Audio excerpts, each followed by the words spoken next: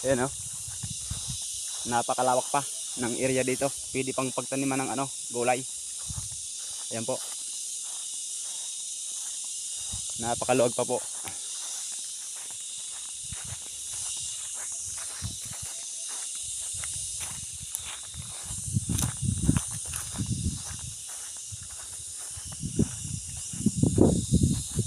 Yan kasaka yung tower. Ayan o. Dulo.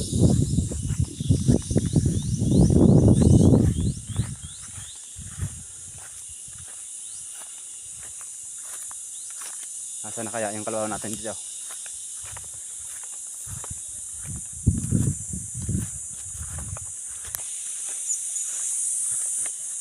So ayun na nga kasaka. Sumilong na siya kasi mainit na. Ayun o. Dito ko tinali.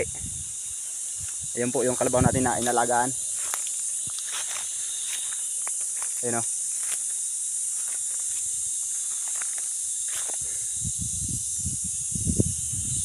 Ayun na nga. Hello. Ayun o.